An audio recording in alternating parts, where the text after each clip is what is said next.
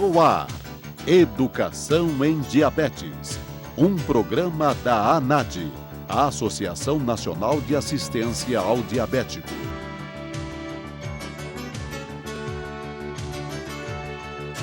Educação em Diabetes. Programa Educação em Diabetes tem como objetivo levar muita informação para você em casa, através da TV. Por que informação em saúde? Doenças crônicas como o diabetes necessitam de muita informação, muita orientação para que as pessoas possam no dia a dia ter um melhor entendimento, um melhor entrosamento, enfim, interpretação do que está acontecendo com você. Isto vai beneficiar o seu tratamento. Aqueles que entendem da doença, aqueles que sabem como ela se manifesta, aqueles que aprenderam a controlar, vão, sem dúvida alguma, ter uma melhor qualidade de vida, vão viver mais, vão se complicar mesmo. Todas aquelas complicações que se fala, temíveis do diabetes, são perfeitamente evitáveis. Você, porque tem diabetes, não precisa ter essas complicações. Siga as nossas instruções, siga as nossas orientações. A ANADI, Associação Nacional de Assistência ao Diabético, existe como objetivo ter como meta a sua saúde. E o objetivo, sem dúvida alguma, é lutar pelo melhor controle, lutar pela política de diabetes no Brasil. Já conseguimos muito, avançamos muito, conseguimos modificar as insulinas. A Lei Federal 11.347 foi de nosso trabalho junto na Câmara Federal, foi aprovada graças a um grande trabalho desenvolvido aqui na ANADI. Enfim, muita coisa tem se conseguido para vocês. Fique sempre neste mesmo canal, neste mesmo horário, fique conosco, aprenda, capte, grave se você quiser até os programas, né? É importante, e você vai passando, vai divulgando para quem tem diabetes, para os seus amigos, para os seus familiares, sempre sintonizar esse programa, onde você terá uma grande gama de informações, muita matéria que você seguramente vai se beneficiar muito.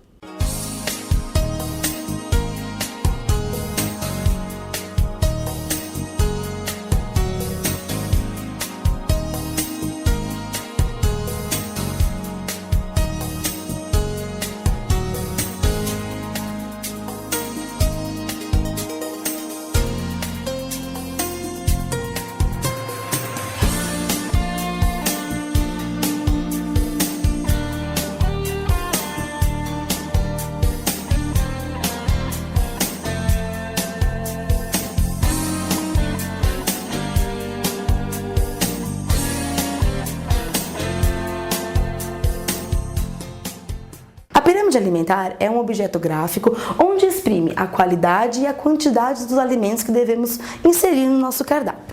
Ela é indicada para qualquer paciente, desde que ele queira fazer uma alimentação saudável.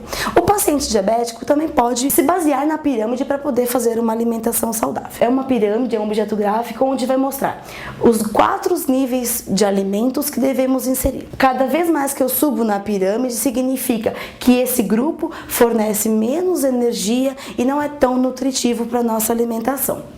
Vejamos, na base da pirâmide nós temos o grupo dos cereais integrais e tubérculos.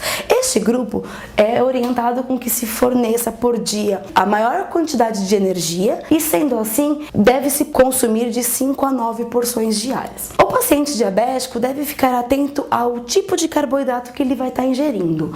Neste grupo temos os carboidratos simples e os carboidratos complexos. Carboidrato simples é feito com grãos processados industrializados. Um exemplo de carboidrato simples é um pão, por exemplo, de forma, que ele não é feito de grãos integrais. Então, a absorção é muito rápida da glicose no nosso sangue. Em contrapartida, nós temos um pão feito com cereal integral, ou seja, um pão integral.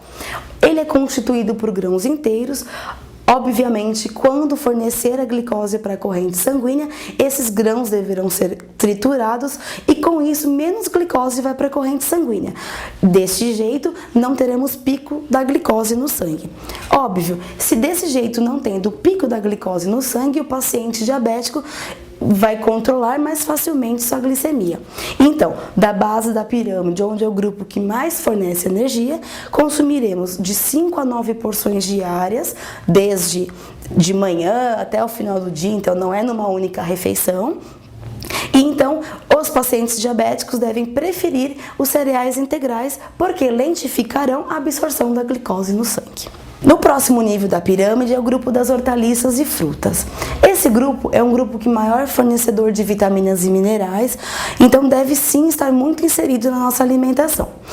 Quando falamos do grupo das frutas, devemos ingerir de 3 a 5 porções diárias. O paciente diabético não deve esquecer que as frutas possuem frutose, que é o açúcar natural da fruta. Então, não é um alimento que pode ser consumido à vontade, porque se tem frutose, quando convertemos na nossa corrente sanguínea, vira glicose. E, como todos os alimentos, porém as frutas, por terem frutose, a concentração é maior. Então, devemos inserir as frutas ao longo do dia, consumindo uma por vez e não mais que uma fruta por refeição. Então, quando poder consumir uma fruta, por exemplo, uma maçã média é uma fruta, quando consumida com casca, além de vitaminas e minerais, nos fornecem bastante fibra. Então, preferir os alimentos com a casca e inserir. Então, tentar diversificar ao longo do dia. Então, uma maçã média, uma pera média, né? Uma porção pequena, então 2 ameixas, 2 nectarinas, compõem uma porção de fruta. Então, consumir uma porção de fruta por vez e totalizando no máximo 3 a 5 porções diárias. No mesmo nível da pirâmide, nós encontramos o grupo das hortaliças.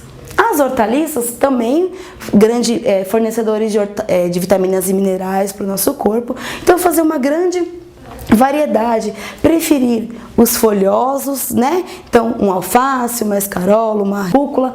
Quanto mais verde escuro for a folha, mais fibra e minerais eu tenho nessa folha. Então, fazer uma boa variação. Nesse grupo, devemos consumir também de 4 a 5 porções diárias, né? Então, brócolis, uma porção de quiabo, né? Couve-flor, hortaliças, legumes que devemos inserir. Então, 4 a 5 porções. Neste grupo, devemos só o paciente diabético ficar atento aos tubérculos, né? Tubérculos são raízes, então são alimentos que nascem embaixo da terra. Este grupo, como a beterraba, a cenoura, batata, mandioca, são grandes fontes de amido, então carboidrato simples, onde vai aumentar ainda mais a glicemia quanto mais for ingerido. Pedimos para ele ficar atento, não consumir junto com outro tipo de carboidrato no mesmo prato. Então, ou come a batata, ou come a beterraba, ou come a cenoura, nunca misturar. Então, se for comer, por exemplo, um arroz, feijão, não comer arroz e batata. Então, sempre preferir um tubérculo ou uma fonte de carboidrato, tá? Então, essa é o segundo nível da pirâmide. O terceiro nível da pirâmide é o grupo do leite e seus derivados, carnes, ovos e leguminosas. Este grupo é um grupo que nos fornece grande fonte de proteínas, então tem a função de fazer a construção de tecidos e músculos no nosso corpo. Vejamos, deste grupo devemos consumir de 2 a 3 porções diárias. Do grupo do leite e seus derivados, devemos consumir sempre aqueles que são mais magros, então dá preferência a leite desnatado, queijo, quanto mais branco for, menos gordura tem, então é esses queijos que o paciente deve preferir. Do tipo queijo branco, queijo frescal, ricota, tofu, cottage, são grandes fontes deste grupo. Do grupo das carnes, devemos e podemos consumir todos os tipos de carne, desde que ela seja uma carne magra e não tenha pele, não tenha gordura aparente, né? Então, por exemplo, um bife médio, um filé de frango médio fazem parte deste grupo. Lembrando que a forma com que ele é preparado também interfere muito. Então, apenas grelhado, cozido, assado é a melhor forma de consumo deste tipo de grupo. Então, não esquecer dos peixes. Também encontramos neste grupo as leguminosas, como os feijões, lentilhas, soja. Este grupo também nos fornece muita proteína, principalmente os minerais, como o ferro, né, o potássio. Então devemos consumir, então pelo menos estar presente na nossa alimentação 2 vezes ao dia. Lembrando que se meu paciente não tiver nenhum tipo de hipercolesterolemia, ou seja, colesterol alto, triglicérides alto, o ovo cozido 2 vezes na semana é permitido dentro do cardápio do paciente. Porém, se ele tiver colesterol alto e esses valores estiverem muito elevados, a orientação é que consuma 1 vez na semana, de preferência retirando a gema, que é a maior fonte de colesterol do alimento. E por fim encontramos, o último grupo da pirâmide, que se encontra no topo. É o grupo dos doces, gorduras e as oleaginosas. É um grupo fonte de gordura, então o paciente tem que estar muito atento a este consumo, Devemos consumir ao dia de 1 a 2 porções. Por que devemos consumir? Porque o nosso corpo também precisa de gordura circulante, Nossos hormônios são feitos de gordura. Porém, tem que tomar muito cuidado. Por exemplo, o paciente diabético, quando a gente fala em doce, o açúcar não deve estar presente na sua alimentação se o paciente não tem um autocontrole dessa ingestão, Então, com certeza, os doces devem ser os doces sem adição de açúcar. Então, o paciente pode comer, por exemplo, uma fatia deste bolo, desde que ele não tenha adição de açúcar e que ele faça parte de um plano saudável de alimentação, Então, encontramos o bolo, os chocolates, a gelatina. Lembrando o paciente diabético que não deve ter adição de açúcar. Se o paciente, por exemplo, for um paciente com também, além de diabético, hipercolesterolêmico, então tem colesterol alto, então deve evitar, porque o doce não tem açúcar, na sua composição, mas a quantidade de gordura muitas vezes é aumentada. Então também tomar cuidado, não ultrapassar 1 porção diária. Encontramos também as oleaginosas, então temos nozes, castanhas, amendoins, São alimentos que são fontes de ômega 3, então é uma gordura boa, a gordura que deve estar presente no nosso organismo também, porque ela pode permitir a troca do perfil lipídico, Então, substituindo o colesterol ruim do nosso corpo, que é o LDL, pelo HDL, que é a fonte de colesterol boa. Então, uma porção diária também dessas castanhas, dessas oleaginosas, podem melhorar bastante o perfil lipídico do paciente. E o que a gente não pode esquecer, que a água também deve estar incluso nessa pirâmide, Eu não tenho um local próprio nessa pirâmide, mas a gente diz que a gente banha a pirâmide com muita água. Fazer reposição hídrica, então o paciente precisa se hidratar, então 1,5 litro é necessário pelo menos para repor as perdas diárias. Então, fazer uma alimentação saudável, então englobando todos os níveis da pirâmide, perante um auxílio de um profissional educador físico, então fazendo uma atividade física diária, deixando de ser sedentário, ingerindo líquidos e fazer o consumo adequado de todos os níveis da pirâmide perante um plano de alimentação, permite um ótimo controle da glicemia do paciente diabético. Aconselhamos ter um profissional acompanhando o paciente, um nutricionista, Então, para poder fazer o cálculo das necessidades energéticas diárias, podendo englobar nesse cardápio todos os alimentos da pirâmide.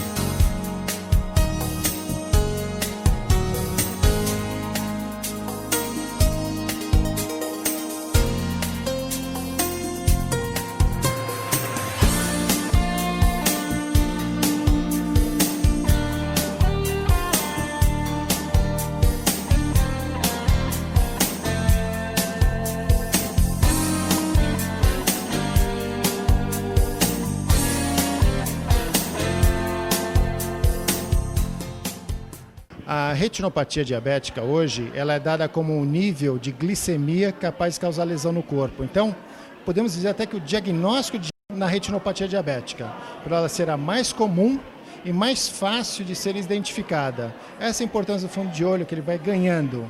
Além do mais, tratar uma doença que 95% pode ser evitada com exames simples que vocês viram lá atrás, ela é essencial para o controle do diabetes. A retinopatia, que é a alteração do fundo de olho, é a mais comum delas. E a avaliação dela dá uma ideia do controle geral do diabetes. O outro motivo é que, encontrando essas fases que nós estamos tendo aqui, fases precoces, nós conseguimos evitar 95% dos casos de cegueira. Essa é a importância. Prevenção de cegueira e controle do diabetes.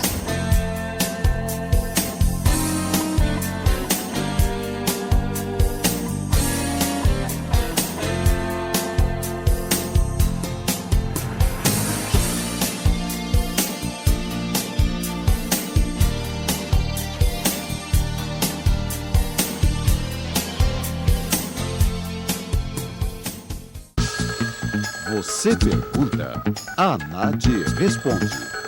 Você também pode participar do Educação em Diabetes. Faça suas perguntas, tire suas dúvidas, envie sua carta ou acesse o nosso site. O que é hiperglicemia? Hiperglicemia, na realidade, é qualquer aumento da glicose no sangue acima de 126. Né?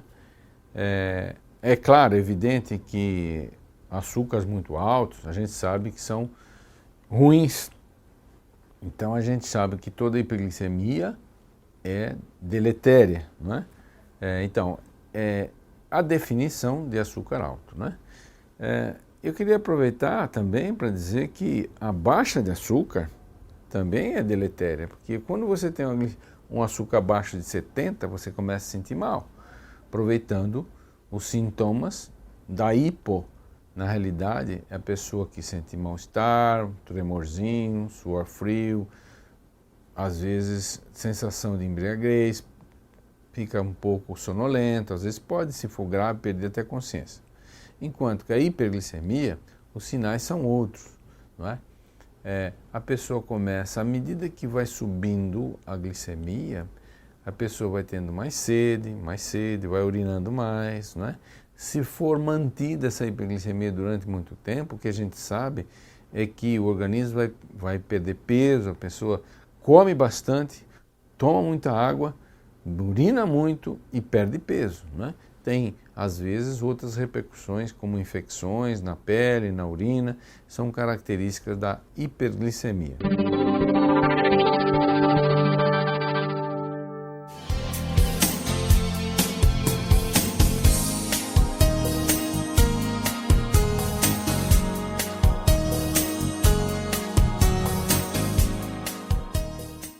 Acontece que muitas vezes as doenças elas se mostram de maneira